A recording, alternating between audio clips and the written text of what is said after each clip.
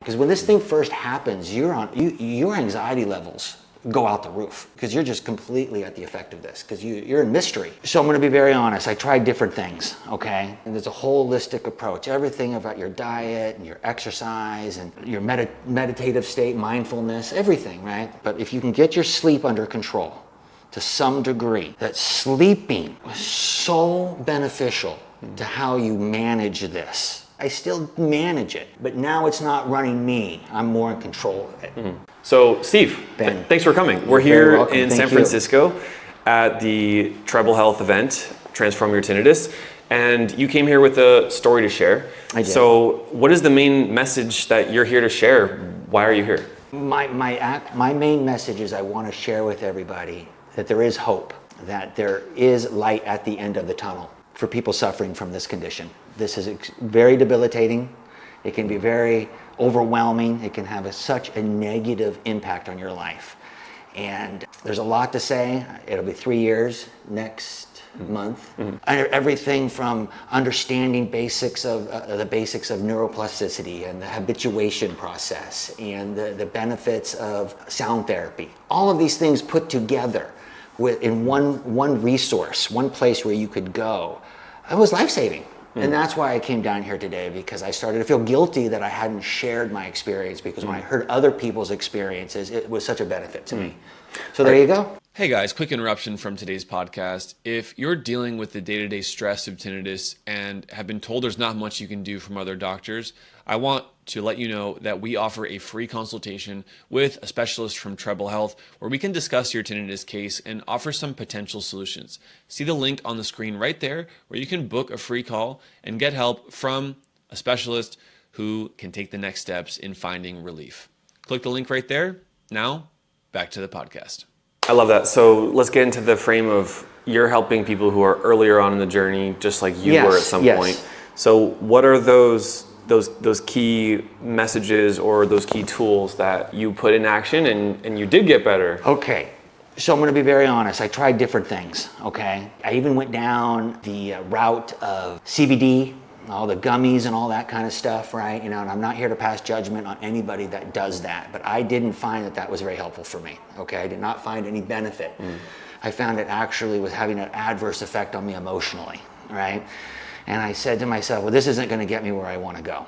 And then I would watch more videos from you, right? And there's a holistic approach. Everything about your diet and your exercise and your meditative state, mindfulness, everything, right? But I would say, and I sympathize for some people here that mentioned earlier about the sleep, but if you can get your sleep under control to some degree, that sleeping was so beneficial to how you manage this, right?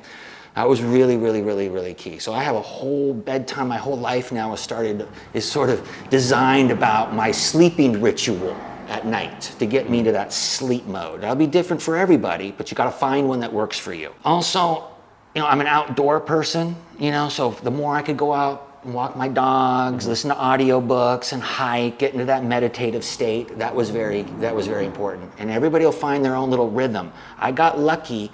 I joined a club, I got lucky. I joined a health club that happened to be next to the freeway. So I'd go on a hike, I'd go to the spa, my gym, sit in a sauna, steam, all these little things would help me relax and manage. I could feel my tinnitus, the perception of it changing when I have these kinds of days.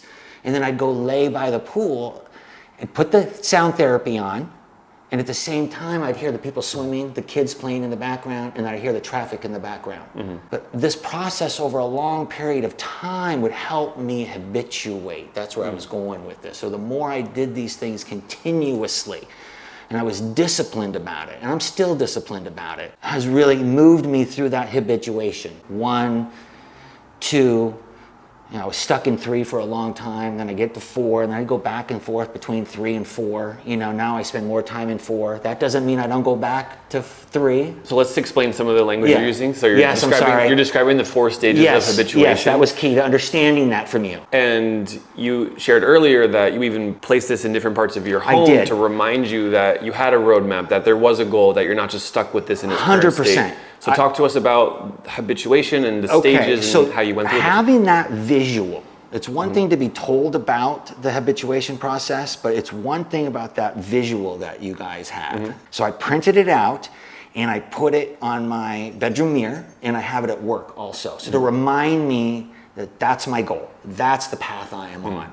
This is where I want to get to. So what are the steps that I'm going to need to take to get there? Not everything I did worked. It's a trial and error. And I don't want to mislead anybody that says there's no quick fix. What I do is necessarily going to work for you.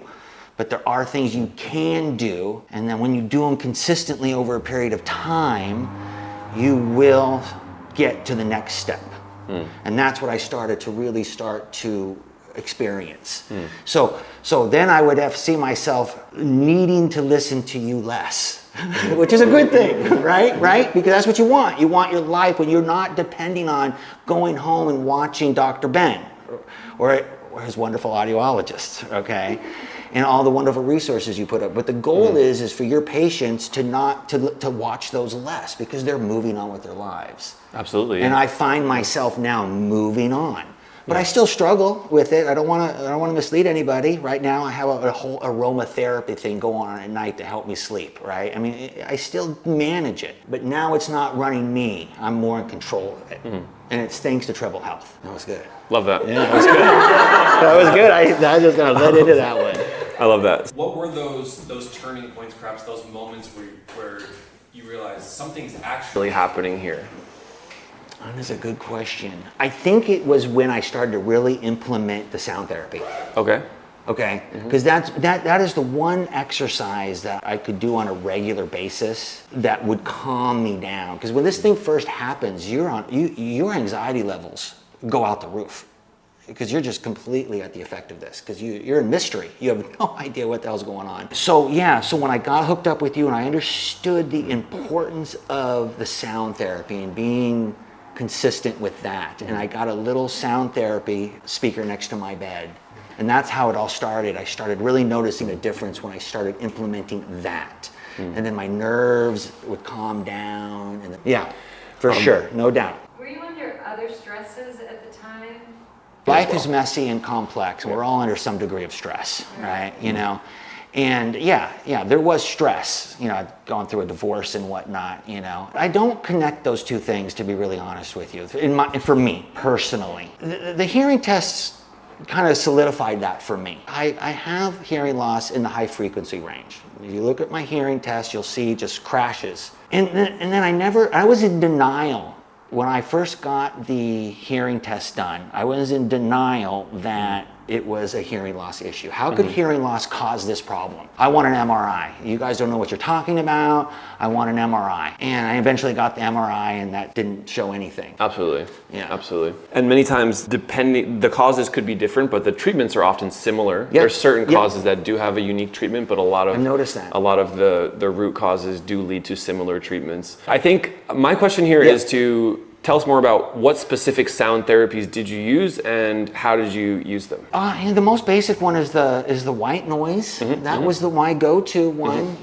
I can't really say that really is the one. It's not the crickets. It's I've tried all of these things. The rain, the raindrops, the crickets, all these. Definitely the white noise has been the most consistent, easiest one to do all the time. I want to focus on individuals who've had this condition for a number of months, and maybe they're getting to that point where you got to, where they start to acknowledge, I need to do something about this, or I need to do the right thing about this. And talk to us about that moment when, perhaps for you, it was the MRI leading to the realization that the doctors didn't find something physically wrong with my ear. Therefore, I need to treat this from a more long-term perspective or a neurological perspective. I need to promote habituation. What tips do you have for someone who wants to go down that path, and maybe it seems overwhelming to start this many-month or long process, but you started it at some point. So what tips do you have for someone who wants to start the habituation treatment type process? Make it easy.